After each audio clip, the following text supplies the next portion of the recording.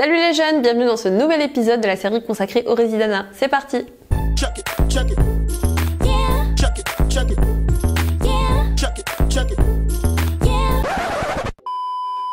Coucou, j'espère que vous allez bien. Aujourd'hui, comme vous l'aurez deviné, on va parler du Résidana pour les testeurs. Donc, les testeurs, ils n'ont pas d'activité hospitalière. Voilà, ce sont des étudiants qui ont fini leur internat et qui ont pris une année de préparation qu'ils vont consacrer au concours. Donc, je vais en profiter pour répondre à une question qu'on me pose souvent, c'est est-ce que tu as bossé, dans le sens est-ce que tu as eu un job pendant ton année de préparation? La réponse est non. Moi, j'ai décidé de me consacrer entièrement à la préparation du concours pour pouvoir avoir un très bon classement et avoir le plus de choix possible. Si vous avez comme objectif de vous classer vraiment dans les 50-100 premiers, je pense qu'il vaut mieux vous consacrer entièrement à la préparation du concours. Et voilà, parce qu'un job à côté, ça va vous faire perdre du temps, de l'énergie, etc., etc. Maintenant, si vous voulez une spécialité qui ne nécessite pas forcément un excellent classement, là, vous pouvez vous permettre d'avoir un petit job à côté. Mais bon, moi, je vous le conseillerais pas. Mais des fois, c'est obligé et je peux le comprendre tout à fait. Les clés de la préparation pour le testeur, c'est la gestion du temps, la gestion de l'énergie et la gestion du stress. En ce qui concerne la gestion du temps, bon, on sait que le testeur, il a beaucoup de temps parce qu'il n'a pas d'obligation au niveau du service. Donc, il peut vite se perdre dans sa préparation. Alors, la clé, c'est faire un bon programme et vraiment vous y tenir. Je vous ai détaillé dans une vidéo toutes les astuces pour faire un programme efficace et un programme réaliste. Comme je vous l'avais déjà dit, la clé pour respecter ce programme, c'est de respecter vos objectifs de la semaine. Donc, quand on est interne, on sait qu'on va avoir une garde tel jour, on sait qu'on va perdre 2 jours, le jour de la garde et de la post-garde. Donc, les jours juste avant et les jours après, on va se dire, bon, je vais carburer pour rattraper mon retard. Mais le testeur, il n'a pas ce genre d'imprévu, à part les imprévus du quotidien qui peuvent arriver. Mais de façon générale, il n'y a pas des jours fixes comme ça où il sait qu'il va pas pouvoir bosser ce jour-là. Et donc, il est un petit peu comme ça, livré à lui-même, et il est plus tenté de prendre un petit peu de retard ou de dire allez, je finirai le demain, la semaine prochaine, etc., etc.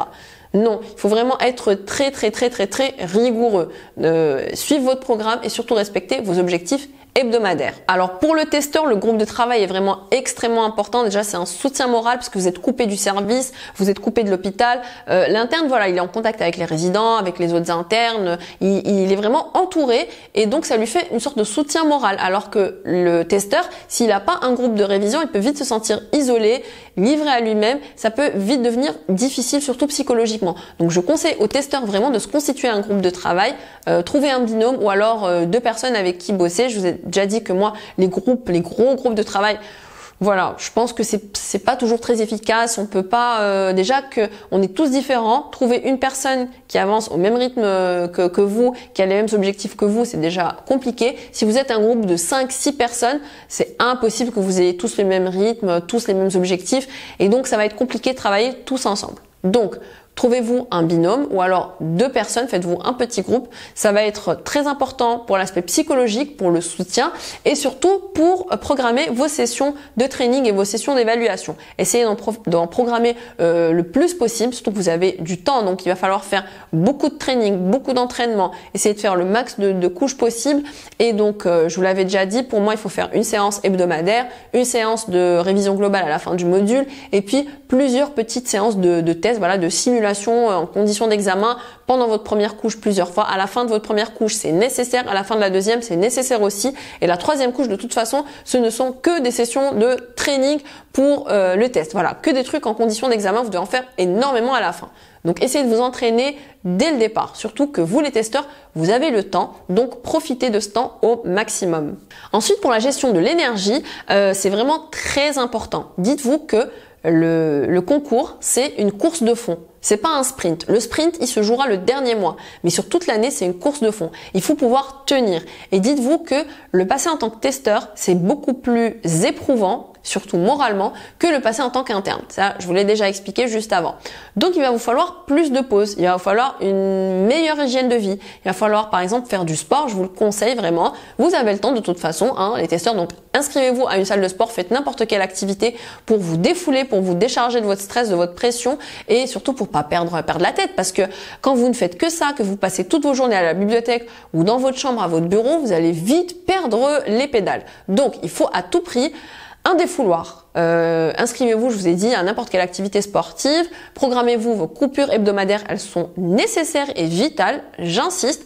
Le dernier mois, vous allez faire du 7 sur 7. Donc pendant toute l'année, essayez de profiter de vos week-ends. Programmez-vous plus de coupures pendant l'année, des petites vacances, que ça soit au milieu de votre première couche, plus à la fin de la première couche, au milieu de la deuxième couche aussi, juste avant la dernière couche. Bref, il va vous falloir plus de coupures. Comme ça, c'est surtout pour l'aspect psychologique et pour ne pas être saturé. C'est très important parce que dites-vous que les 3 derniers mois, ça va être vraiment difficile. Donc, il faut que vous arriviez à ces 3 derniers mois en étant reposé, en étant en bonne santé, tant sur le plan physique que sur le plan mental. Il ne faut pas arriver au mois de juillet ou au mois d'août en étant totalement sur les rotules. Non, ça, c'est vraiment ce qu'il faut éviter. Donc, prenez soin de vous pendant toute l'année. Faites des coupures régulières. Ayez une bonne hygiène de vie, une bonne alimentation. Respectez vos heures de sommeil et comme ça, vous allez être en forme, surtout pour les 3 derniers mois. Ensuite, pour la gestion du stress, déjà, je vous invite à aller voir mes vidéos qui parlent du stress, où je vous donne beaucoup d'astuces, je vous explique plein de choses